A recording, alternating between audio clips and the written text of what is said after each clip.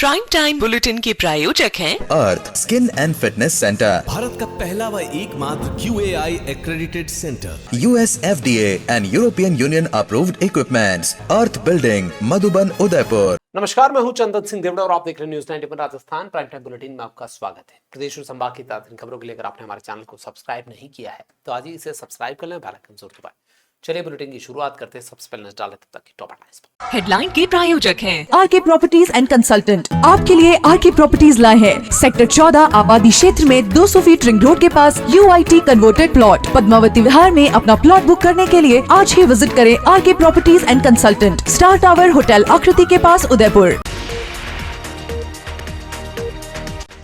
डूंगरपुर में दिशा की बैठक बनी राजनीति का अखाड़ा। कलेक्टर के सामने सांसद रोध और रावत के बीच हुआ हंगामा। सुखेर इलाके में चलती कार में गैंगरेप मामले में गिरफ्तार तीनों आरोपियों को कोर्ट ने भेजा न्याय के परीक्षा में जेल। घर छोड़ने के बहाने वारदात को दिया था अंजाम। सीवरेज का पानी झील में जाने से मंडराया खतरा। प्रशासन और जनप्रतिनिधियों की अनदेखी के चलते हालात हुए बदहाल। और महाराणा प्रताप पर दिए गए पंजाब के राज्यपाल कटारिया के बयान ने पकड़ा तूल। क्षत्रिय समाज में फैला आक्रोश। कटारिया ने सार्वजनिक बयान जारी कर मांगी माफी। डूंगरपुर में विकास की समीक्षा के लिए बुलाई गई दिशा की बैठक सियासी तकरार का अखाड़ा बन गई। कलेक्टर सभागार में हो रही इस बैठक में अफसरों की मौजूदगी में उदयपुर और डूंगरपुर सांसद आपस में भिड़ गए। एजेंडे से शुरू हुई बहस देखते देखते तू में और खुली धमकी पर पहुंच गई। हालात इतने बिगड़ गए कि सुरक्षा कर्मियों को बीच बचाव भी करना पड़ा। डूंगरपुर जिला परिषद के EDP सभागार में सोमवार सुबह जिला विकास समन्वय और निगरानी समिति यानी दिशा की बैठक चल रही थी। मंच पर सांसद, विधायक, जिला कलेक्टर और तमाम वरिष्ठ अधिकारी थे। विकास के मुद्दों पर चर्चा की जगह बैठक कुछ ही देर में सियासी टकराव में बदल गई। बैठक की शुरुआत में बीजेपी सांसद राजकुमार रोत ने एजेंडे से हटकर राज्य सरकार से जुड़े कुछ मुद्दे उठाने शुरू कर दिए। इस पर सांसद मन्नालाल रावत ने आपत्ति जताई और कहा कि दिशा बैठक में केंद्र सरकार की योजनाओं और विकास कार्यों पर चर्चा होनी चाहिए। बस यहीं से माहौल गर्माने लगा। राजकुमार रोत ने पलटवार करते हुए कहा कि बैठक में अध्यक्ष और जनता से जुड़ा हुआ मुद्दा उठाने का उन्हें अधिकार है। बहस ने उस वक्त तीखा रूप ले लिया जब रोत ने आरोप लगाया कि मन्नालाल रावत केवल माहौल बिगाड़ने आए हैं, डूंगरपुर का विकास नहीं चाहते। ये स्कीम से 96 सेंट्रल गवर्नमेंट की स्कीम है, इस उद्देश्य से आए कि बखड़ा करे। बखड़ा क्या करे? ऐसा मत करिए, लाइन से चलिए, ऐसा मत करिए। नरेंद्र मोदी जी व्यवस्था में सुधार चाहते हैं और सेंट्रल गवर्नमेंट की स्कीम में उसका नहीं होना है। भ्रष्टाचार होना तो स्कीम रखना चाहिए, उसकी जांच होगी। तनाव चरम पर पहुंच गया। आसपुर विधायक उमेश डामोर भी बहस में कूद पड़े। बात तू में तक पहुंच गई। विधायक डामोर ने खुलेआम सांसद मन्नालाल रावत को चुनौती देते हुए कह दिया कि लड़ाई करनी है तो बाहर आ जाओ। लड़ाई करनी हो तो बाहर आ जाना। बाहर क्या जाना? यहाँ पे मत ऐसा नहीं। देखिए मैदान में आओ, उनके देखिए ऐसे धमकी कैसे काम नहीं चलता। भारत सरकार को ऑर्डर जारी का धमकी कैसे दे रहे हो? कैसे धमकी दे रहे हो? आप दे रहे हो, हम नहीं दे रहे। ये बाबा साहब अम्बेडकर के संविधान के अंतर्गत ऑर्डर जारी किया हुआ। धमकी कैसे दे सकता? बाहर आ जाओ। लड़ाई करनी हो तो बाहर आ जाना। बाहर क्या जाना? यहाँ पे मत ऐसा नहीं। देखिए करीब 15 मिनट तक सभागार हाई वोल्टेज ड्रामे का गवाह बन गया। कलेक्टर अंकित कुमार सिंह, अधिकारी और सुरक्षाकर्मी हालात संभालते नजर आए। भारी मशक्कत के बाद दोनों पक्षों को शांत कराया गया, तब जाकर बैठक की कार्रवाई दोबारा शुरू हो सकी। ये पूरा घटनाक्रम एक बार फिर सवाल खड़े करता है कि विकास के मंच पर सियासत का तापमान इतना क्यों चढ़ जाता है? जनता के मुद्दे हंगामे की भेंट क्यों चढ़ जाते हैं? राजकुमार रोत को सांसद मन्नालाल रावत ने यह कहते हुए काफी तीखी बहस का हिस्सा इस माहौल को बना दिया कि तू तड़ाके से बात न करे। का नोटिफिकेशन ये इस पे बात करेंगे सेक्रेटरी बैठे। इनका जिनकी जिम्मेदारी है इन बिंदु पर बात करें। तुम बताओ कि क्या चले, कैसे चले? तुम क्या होता है? कैसे बात कर रहे हो? दिमाग मत खाना। कैसे बात कर रहे हो? तुम क्या होता है? आज बखड़ा करने कैसा होता है? बखड़ा करने आए यहाँ पर। तुम क्या होता है? हम उदयपुर का रिप्रेजेंट करते हैं। तुम क्या होता है? बोलने का तरीका तुमको क्या होता है? मैं आम करके बात कर रहा हूँ। जब गवर्नमेंट का ऑर्डर है तो गवर्नमेंट के ऑर्डर से बैठक होगी। बैठक के अंदर BTP विधायक द्वारा रावत को यह कह देना कि बाहर आ जाओ, लड़ाई करनी है मैदान में, ये भी ठीक नहीं था। अगर दिशा की बैठक में मिनट्स तय थे तो उसी पे चर्चा करनी थी। इस चर्चा के बाद अध्यक्ष चाहता तो दूसरे अन्य मुद्दों को भी उसमें शामिल कर सकता था, लेकिन बैठक में मिनट से परे जाकर शुरुआत में ही दूसरे मुद्दों पर चर्चा शुरू हुई, जिससे ये माहौल गर्मा गया। आपको बता दें कि राजकुमार रोत और सांसद मन्नालाल रावत में आए दिन सियासी सुर्खियां इसी तरीके से बयान तीरों से दिखती रही है, सुनने में आती रही है। तुम्हारी मत बोलिए, इज्जत से बोलिए। क्या होते है? तुम क्या होता है? तू बोल रहा है क्या होता है? अरे आप एक लेटर साहब ध्यान रखिए, दिशा की ये गवर्नमेंट ऑफ इंडिया का नरेंद्र मोदी जी का लेटर है, इसके अनुसार बैठक होनी चाहिए। ये स्कीम से 96 सेंट्रल गवर्नमेंट की स्कीम है, उद्देश्य से आए कि बखेड़ा करे। बखेड़ा क्या करे? ऐसा मत करिए, लाइन से चलिए, ऐसा मत करिए। नरेंद्र मोदी जी व्यवस्था में सुधार चाहते हैं और सेंट्रल गवर्नमेंट की स्कीम में उसका नहीं होना है, सेंट्रल गवर्नमेंट की स्कीम रखना चाहिए, उसकी जांच होगी। Amar Ashish hospital and test tube baby centre Udaipur, जहां आधुनिक तकनीक से मिलता है निसंतान दंपतियों को संतान सुख। तो आज ही डायल करें अपनी खुशियों का नंबर 0294-242-9044। उदयपुर में आईटी कंपनी के महिला मैनेजर से कार में गैंगरेप के मामले में गिरफ्तार तीनों आरोपियों को सोमवार को न्यायालय में पेश किया गया है, जहां से कोर्ट ने उन्हें जेल भेजने के आदेश दे दिए हैं। ये मामला सुखेर थाना क्षेत्र के है, जहां कॉर्पोरेट दुनिया और शहर दोनों को झकझोर कर रख दिया था। सुखेर इलाके में आईटी कंपनी के महिला मैनेजर से जुड़े गैंगरेप मामले में पुलिस ने कार्रवाई को आगे बढ़ाते हुए तीनों आरोपियों को कोर्ट में पेश कर न्यायिक परीक्षा में जेल भिजवा दिया है। कोर्ट ने सुनवाई के बाद तीनों को न्यायिक हिरासत में भेजा। इस मामले में गिरफ्तार आरोपियों में आईटी कंपनी का सीईओ जितेश प्रकाश सिसोदिया, एक महिला एग्जीक्यूटिव हेड और उसका पति गौरव शामिल है। घटना 20 दिसंबर की थी, जब एक बर्थडे पार्टी का आयोजन किया गया था। पार्टी में शामिल लोगों द्वारा अत्यधिक शराब का सेवन भी किया गया। पुलिस के मुताबिक पार्टी के बाद पीड़िता घर जाने की स्थिति में नहीं थी। इसी दौरान आरोपियों ने उसे आफ्टर पार्टी का झांसा देकर घर छोड़ने की बात कही। आरोप यह है कि पीड़िता को कार में बैठाकर उसके साथ चलती गाड़ी में गैंगरेप हुआ। पीड़िता को होश आया तो उसे उसके साथ हुई घटना का एहसास हुआ। इसके बाद उसने पुलिस को सूचना दी। आरोपियों की कार में लगे डैश कैम से भी अहम सबूत मिले, जिससे पीड़िता के आरोपों की पुष्टि हुई। रिमांड अवधि पूरी होने के बाद तीनों आरोपियों को सोमवार को कोर्ट में पेश किया गया। कोर्ट में पेश किया, जैसी की है और जेल में दाखिल कराने ले जा रहे हैं। उदयपुर के पहचान पिछोला झील इन दिनों गंदगी का कारण पर्यटकों और शहरवासियों के लिए परेशानी का सबब बन गई है। गणगौर घाट स्थित रामघाट से निकल रही सीवरेज का गंदा पानी झील में समा रहा है। देशी और विदेशी पर्यटक नाक पकड़कर यहां से गुजरने को मजबूर है। आपको बता दें कि वीकेंड हो या फिर मंथ एंड हो या ईयर एंड हो, इसको लेकर उदयपुर सैलानियों की जमघट से आबाद हो पड़ा है। इसी बीच इस तरीके के हालात अगर देश विदेश से आने वाले सैलानी देखते हैं तो फिर इन झीलों को लेकर अपने मन में क्या तस्वीर सजो कर जाएंगे, ये आप खुद समझ सकते हैं। ऐसे में तत्काल प्रभाव से झीलों में समा रही सीवरेज की गंदगी को रोकना होगा, ताकि पर्यटकों को ये दंश नहीं झेलना पड़े और उदयपुर वासियों को भी साफ सुथरी झीलें जो उन्हें विरासत में मिली हुई है उसको संजो कर रख सके। उदयपुर का ये स्थान और ये तस्वीरें सोशल मीडिया पर दुनिया भर में साझा होती है। इसी जगह पर प्रशासनिक लापरवाही की गंदगी से ये स्थान करा रहा है। गणगौर घाट का प्रसिद्ध रामघाट क्षेत्र इन दिनों सीवरेज की समस्या से बुरी तरह से जूझ रहा है। ओवरफ्लो होती सीवरेज लाइनें साफ तौर पर सिस्टम की विफलता को दर्शा रही है।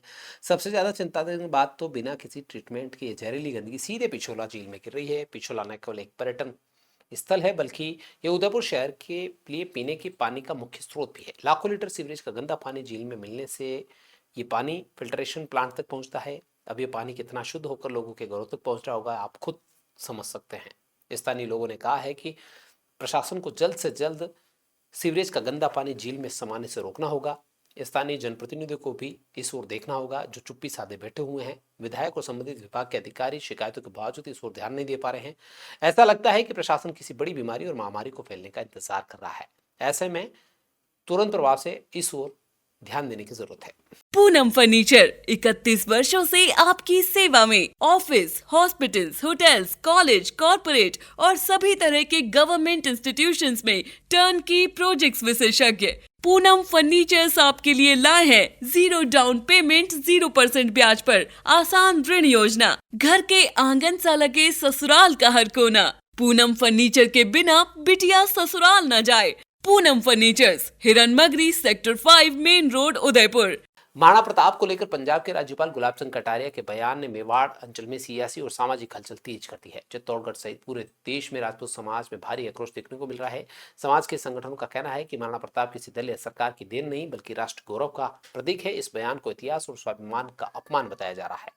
इधर पंजाब के राज्यपाल कटारिया ने अपने दिए गए भाषण में उस कंटेंट पर सार्वजनिक माफी मांगी है कि उस कंटेंट जिसमें उन्होंने कहा कि प्रताप को हमने जिंदा किया है, अगर उससे किसी को भावना को आहत हुई है, ठेस पहुंची है, तो वो क्षमा मांगते हैं। लेकिन आमजन उनका भाषण पूरा सुने, उनकी भावना गलत नहीं थी। पंजाब के राज्यपाल गुलाब चंद कटारिया द्वारा हाल ही में दिए गए बयान के बाद सियासी घमासान मच गया है।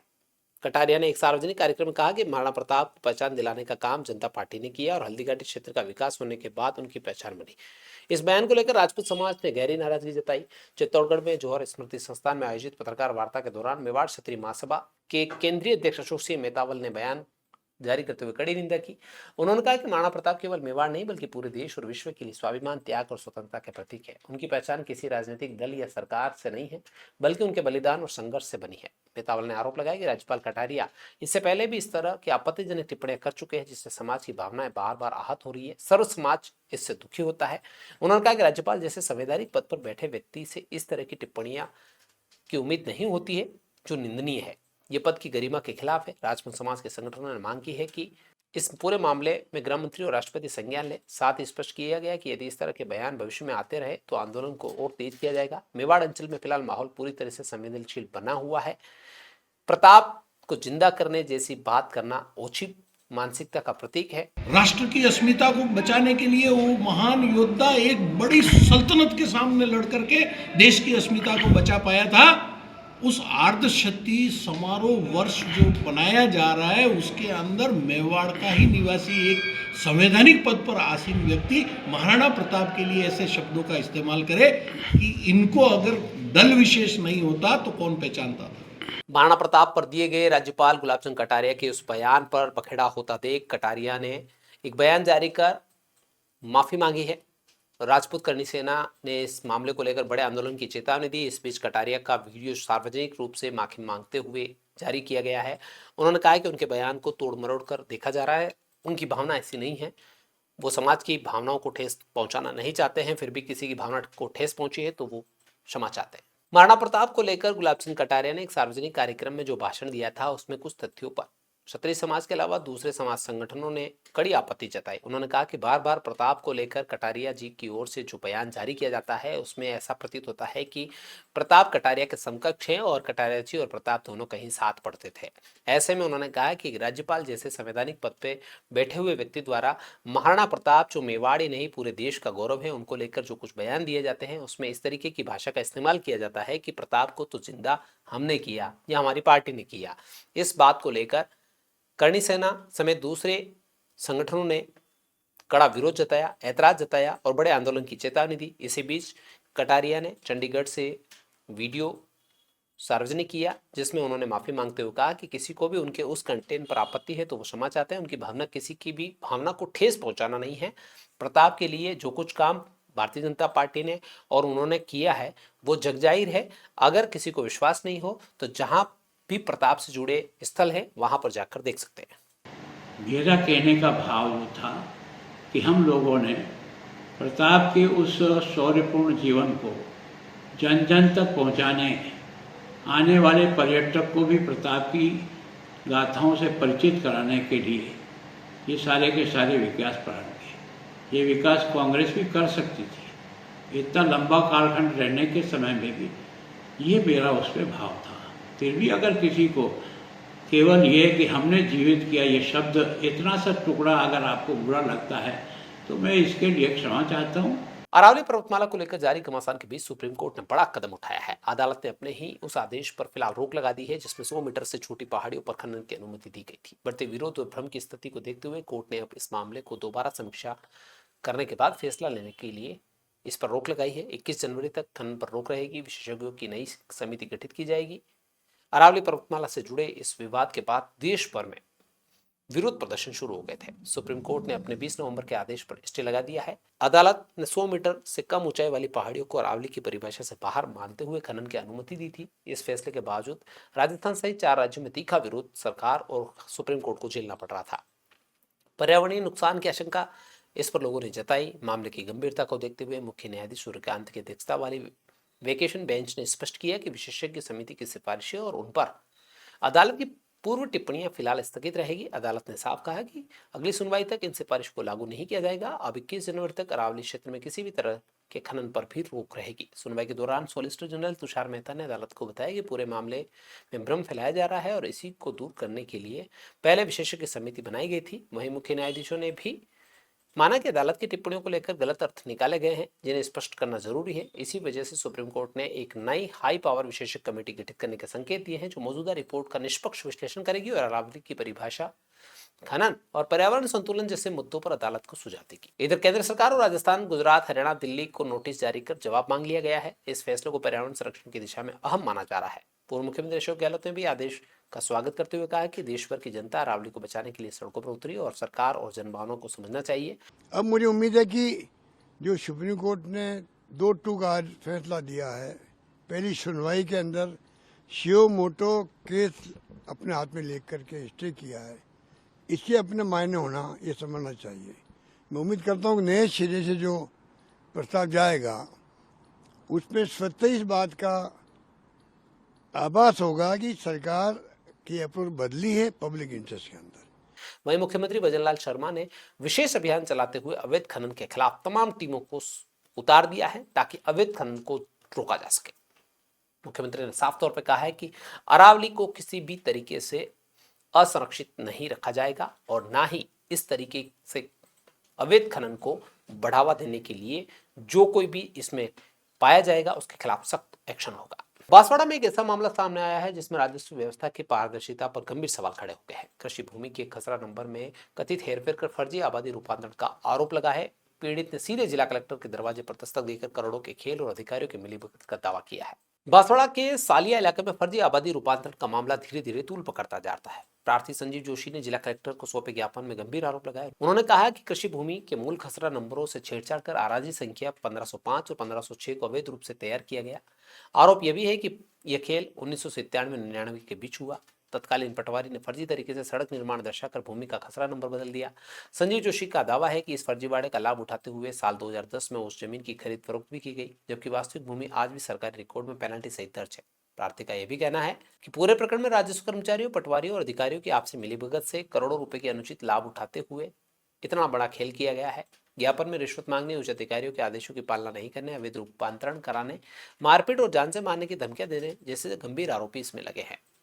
और कोर्ट की डिग्री भी मेरे नाम से पारित हुआ है, जिसके खिलाफ फैसला भी मेरे पक्ष में आया है। सरकार ने मुझे 1492 और 1493 नंबर का खेत आगे से मुझे दे दिया है, लेकिन फिर भी अविनाश राठौड़ ने 25/1/2025 को रात्रि में रुपये वगैरह लेकर के पटवारी मनोज पारी के कहने पर उसने गलत तरीके से फर्जी रूपांतरण कर दिया और अभी उस जमीन पर वो काबिज हो रहे हैं और जबरन वहाँ पे कब्जा कर रहे हैं और मुझे वहाँ पे जाने नहीं दिया जा रहा है। लेक सिटी इन दिनों पूरी तरीके से 31st और न्यू ईयर सेलिब्रेशन को लेकर टूरिस्ट सिटी बन चुकी है। न्यू ईयर और विंटर वेकेशन के चलते शहर में पर्यटकों का ऐसा सैलाब उमड़ा है कि होटल, रिसोर्ट से लेकर सड़कें तक हाउसफुल नजर आ रही है।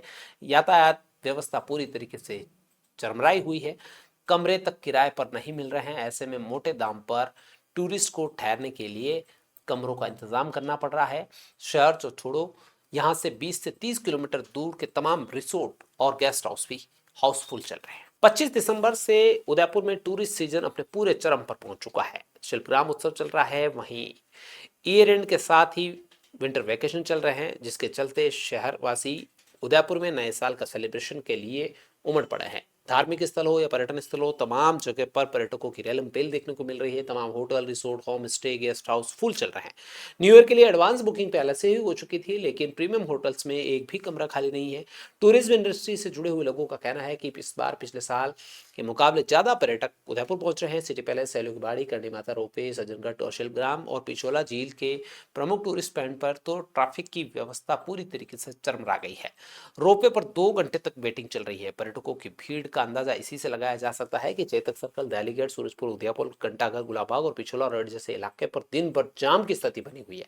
पार्किंग की समस्या ने और हालात खराब कर रखे हैं। न्यू ईयर वीकेंड को देखते हुए होटल रेट्स में 3 से 4 गुना तक बढ़ोतरी हो चुकी है। सामान्य दिनों में 5 से 10 हजार रुपए वाले कमरे 25 से 40 हजार रुपए तक पहुंच गए हैं। वहीं स्टार होटल्स में किराया 60 हजार से लेकर 1 लाख रुपए तक पहुंच चुका है। न्यू ईयर सेलिब्रेशन को लेकर 300 से ज्यादा इवेंट्स आयोजित होने वाले हैं। DJ party, live music, theme nights और ग्रैंड सेलिब्रेशन की तैयारियां पूरी तरीके से हो चुकी है। प्रशासन ने भी भीड़ को देखते हुए कुछ पर्यटन स्थलों के समय में बढ़ोतरी की है। कुल मिलाकर न्यू ईयर पर उदयपुर जश्न में डूबा नजर आएगा। वहीं धार्मिक स्थलों पर भी इस बार काफी तादाद में सैलानी पहुंच रहे हैं। बांसवाड़ा में एक ऐसा मामला सामने आया है जिसने इंसानियत को शर्मसार कर दिया है। एक 19 वर्षीय युवक के साथ न सिर्फ बेरहमी से मारपीट की गई बल्कि उसे अगवा कर लूटपाट भी की गई। यही नहीं, हैवानियत की सारी हदें पार करते हुए बदमाशों ने उस पर टॉयलेट तक कर दिया। पुलिस द्वारा कोई कार्रवाई नहीं होने के बाद अब पीड़ित ने एसपी से न्याय की गुहार की है। दानपुर थाना क्षेत्र के रेशड़ापाड़ा गोड़ी तेजपुर निवासी 19 वर्षीय रमेश मैडा ने पुलिस अधीक्षक को दिए ज्ञापन में आरोप लगाया कि 12 दिसंबर की शाम करीब 8 बजे वो अपने साथियों के साथ मोटरसाइकिल से जा रहा था। इसी दौरान खोरापाड़ा स्थित एक गोदाम के पास पहले से गात लगाकर बैठे 5 आरोपियों ने रास्ता रोक लिया। बिना किसी वजह से उसके साथ में मारपीट की गई। महिला साथी के गले से चांदी की सांकली छीन ली। इसके बाद युवकों ने उसे जबरन अगवा कर लिया और बेरहमी से उसके साथ मारपीट की। बाद में उस पर टॉयलेट भी कर दिया और जान से मारने की धमकी देकर वहां से भाग गए। पीड़ित ने अगले दिन 13 दिसंबर को दानपुर थाने में रिपोर्ट दर्ज कराई, लेकिन कोई कार्रवाई नहीं हुई। ऐसे में उसने अब एसपी के सामने पेश होकर आरोपियों के खिलाफ कार्रवाई की मांग की है। 8 बजे रात की 8 बज रही थी, तब उन्होंने हमको रोका और वो हमेशा ऐसा ही करते रहते हैं, वहाँ पे रोक के और फिर चोरी करते रहते हमेशा। और फिर उन्होंने बहुत मारपीट की और सांकली निकाली और खून छीन लिए और उन दोनों को सांकली लेके और छोड़ दिया और मेरे को मेरी गाड़ी पे बिठा कर 20 मिनट ले जाके बहुत मारा और पैसा भी दिया खून के ऊपर ले जाके। कोई कार्रवाई नहीं हुई। 6 लोगों को गिरफ्तार करके ले आए और उनको वापस छोड़ दिया एक ही दिन में। उदयपुर के अकोला रोड स्थित JGM Gurukulam senior secondary school में 3 दिवसीय अंतर विद्यालय खेलकूद प्रतियोगिता पराक्रम 2 का समापन हो गया है। ये प्रतियोगिता 26 दिसंबर से शुरू हुई थी, जिसमें विद्यालय के विद्यार्थियों ने उत्साहपूर्वक भाग लिया। विजेता प्रतिभागियों को समापन समारोह में पुरस्कार दिए गए। इस खेल महोत्सव में विद्यार्थियों को 4 टीमों आर्या वॉरियर्स, सुरभि राइडर्स, वेदांता और मेवाड़ टाइटंस में विभाजित किया गया था। कड़े मुकाबलों के बाद सुरभि राइडर्स ने लगातार दूसरे वर्ष चैंपियनशिप अपने नाम का प्रतियोगिता में श्रेष्ठ प्रदर्शन किया। समापन समारोह में स्थानीय क्षेत्र के अनेक गणमान्य नागरिकों ने उपस्थित रहकर विजेता खिलाड़ियों को सम्मानित किया। इसमें ताना के पूर्व सरपंच विक्रम सिंह जाला, उप सरपंच मुकेश मुनकर, सत्येंद्र गोड़, उदयलाल छिपा समेत कई गणमान्य अतिथि मौजूद रहे। समापन समारोह में मेनार के उप सरपंच मांगीलाल मेनारिया, दर्शन कुमार, किशनलाल, प्रेम शंकर समेत कई नागरिक उपस्थित रहे। विद्यालय की निदेशक संजू सैनी ने बताया कि उत्कृष्ट प्रदर्शन करने वाले 30 खिलाड़ियों, विजेता टीम और प्रत्येक खेल की उत्कृष्ट टीम के खिलाड़ियों को ट्रॉफी, मेडल पहनाकर सम्मानित किया गया है। खेल के जरिए विद्यार्थियों का सर्वांगीण विकास ही विद्यालय की मुख्य भूमिका निभाती आई है और विद्यालय इसमें बढ़ चढ़कर रुचि दिखाता आया है। दिसंबर की सर्दियां और शिल्पग्राम महोत्सव लोगों में सबसे बड़ा आकर्षण का और उत्साह का केंद्र बना हुआ है। पश्चिमी क्षेत्र सांस्कृतिक केंद्र की मेजबानी में आयोजित इस 10 दिवसीय महोत्सव में देश भर की लोक कला, संस्कृति और शिल्प एक मंच पर नजर आ रहा है। 22 राज्यों से आए कलाकार और शिल्पकारों की मौजूदगी में शिल्पग्राम का रंग, संगीत और यहाँ की परंपरा का जीवंत केंद्र बना हुआ है और उसे देखने के लिए हजारों की तादाद में सैलानी शिल्पग्राम पहुंच रहे हैं। शिल्पग्राम में इन दिनों 1700 लोक कलाकार अपनी शिल्पकला का आनंद सैलानियों को दे रहे हैं। महोत्सव में करीब 900 लोक कलाकार कालबेलिया, गेर, भांगड़ा, बिहू, लावणी सहित 80 से अधिक लोक नृत्य और संगीत शैलियों की प्रस्तुतियों से दर्शकों का मंत्र मुक्त करने का काम कर रहे हैं। महोत्सव में स्थापित लगभग 400 स्टॉल पर 800 शिल्पकारों द्वारा तैयार की गई हस्तशिल्प, कढ़ाई, पेंटिंग, आभूषण और पारंपरिक कलाकृतियां लोगों को अपनी ओर खींच रही है। ठंडी शामों में जब मंचों से लोक संगीत की स्वर लहरियां गूंजती है तो शिल्पग्राम का माहौल पूरी तरीके से उत्सवमय होता जा रहा है।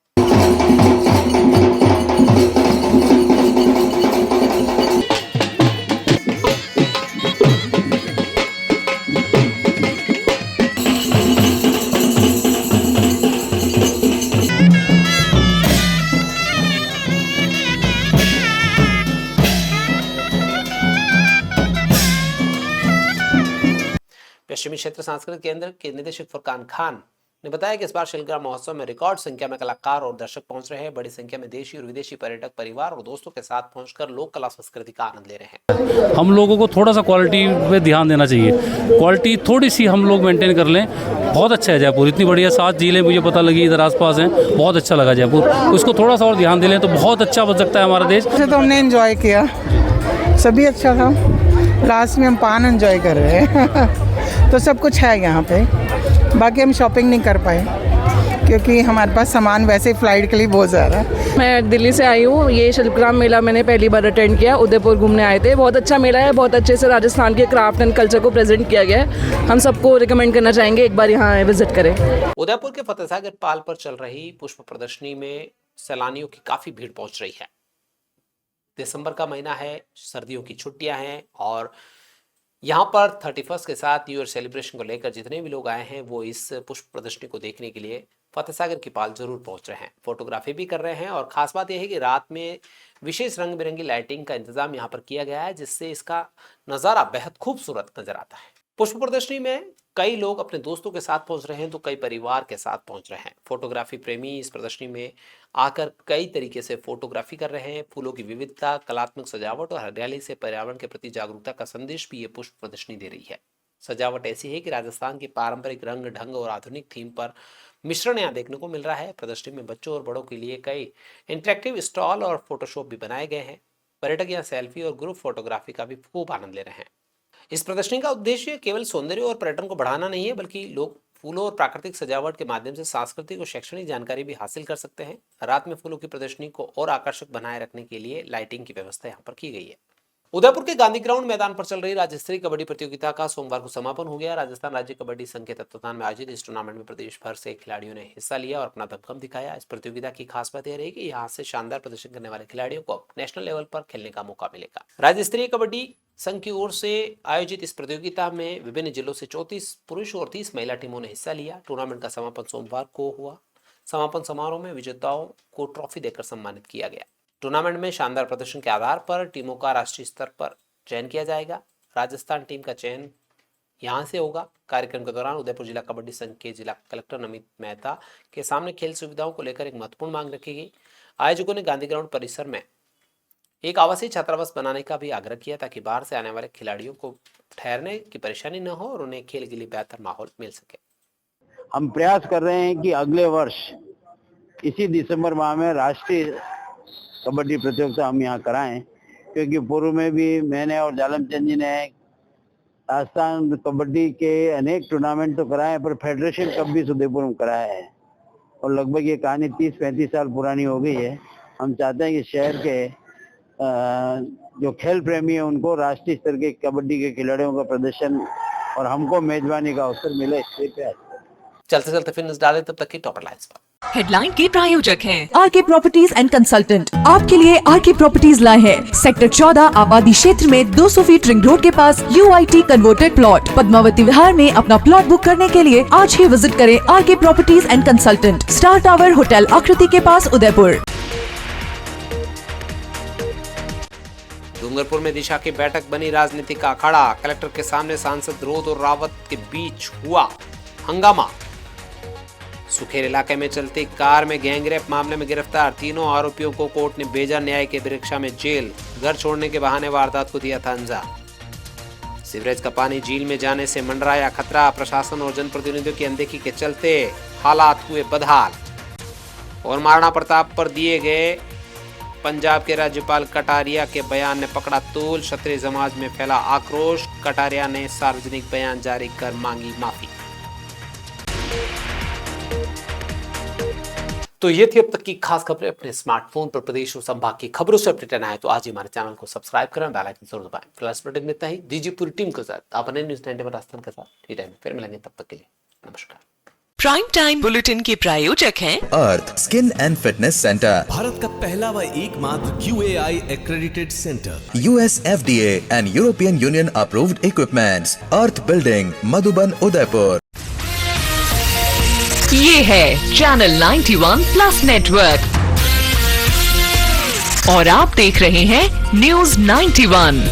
न्यूज़ 91, आवाज हम सबकी।